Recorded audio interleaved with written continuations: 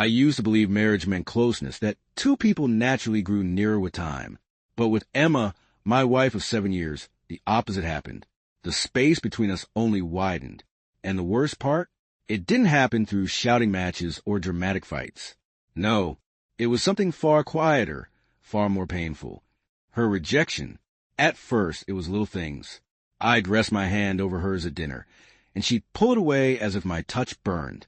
At night, I'd shift closer, just wanted to feel her warmth, but she'd scoot to the far edge of the bed. I told myself not to overthink it. People go through phases, right? Stress, exhaustion, maybe family worries. Surely it was temporary, but weeks turned into months. Each time I reached for her, I was met with, "Not now, I'm tired."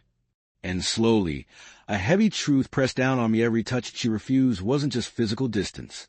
It was emotional dismissal. It made me question her love.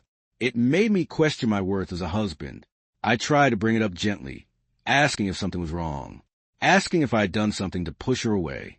But Emma brushed me off with cold excuses. "You're imagining it." Or worse, "Not everything has to be about intimacy." Each response felt like another brick added to the wall, rising between us. And then came the night that shattered me. I reached out just to stroke her hair. A simple gesture. She slapped my hand aside and snapped, "Can you stop? You're suffocating me." That word, suffocating, hit harder than any fight we'd ever had. My love, my care, my presence, that's how she saw me. Suffocating. I lay awake that night staring at the ceiling, realizing the truth. I'd been clinging to a version of her that no longer existed, and something inside me shifted. The next morning, I didn't reach for her hand at breakfast. I didn't ask about her day. I didn't try to draw her in with a smile. I simply drank my coffee, set the mug in the sink, and left.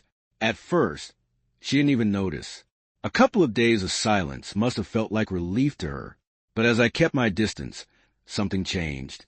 The absence of my presence began to weigh heavier than my touch ever had. I stopped checking on her, stopped sending texts throughout the day. I came home late and spent my evenings in the study instead of beside her on the couch. Soon, her irritation started to show. "Why are you so quiet?" she asked. "Are you mad at me?" I shrugged, keeping my replies short. My detachment wasn't anger, it was clarity. If she didn't want me when I offered myself freely, then she wouldn't have me at all. The turning point came 2 weeks later. I got home late after lingering at a cafe, killing time. Emma was pacing the living room, her phone in hand, her face flushed. "Where were you?" she demanded. "You didn't answer my calls." I raised an eyebrow, calm, detached. "I was out." "Does it matter?" For the first time in months, I saw a panic flicker in her eyes. "Of course it matters. Do you even care about this marriage anymore?" The irony almost made me laugh. She would push me away night after night, was suddenly begging for answers. I held her gaze. "Emma, you shut me out for months. You told me I was suffocating you. So I stopped. I gave you space. Isn't this what you wanted?" Her face crumbled. No excuses. No sarpritors. Just silence. That night, I didn't join her in bed. I went to the guest room, not in anger, not for drama, but because I no longer felt the pull. And in the days that followed, she began to feel the emptiness. She offered to cook my favorite meals, asked if I wanted to watch a show, reached for me in little ways. But I didn't give her the warmth she once rejected. The wall she built between us now stood firmly in front of her, and she had no idea how to climb over it. The breaking point came one Friday evening.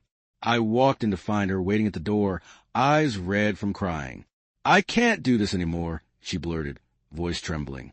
"You're ignoring me and it's driving me insane. I don't know where you are, what you're doing, what you're thinking. I feel like I've lost control of everything." I set my keys down slowly, her words echoing in my mind.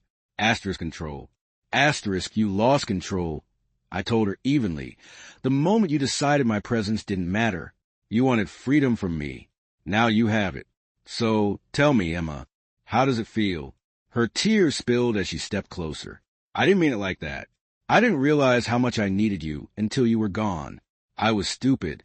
I thought you'd always chase me. I never believed you'd actually stop." But her words didn't soften me. They revealed the truth. She had taken me for granted.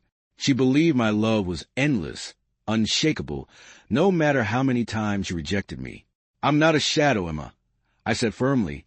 "I won't beg for scraps of affection. I deserve a partner who values me, not someone who calls my love suffocating." She collapsed onto the couch, sobbing, calling my name as if it might tether me. But inside, I'd already let go. By withdrawing, I had found my strength, and in her panic, I saw her greatest fear. It wasn't losing control. It was losing me. And for the first time in years, I didn't feel rejected.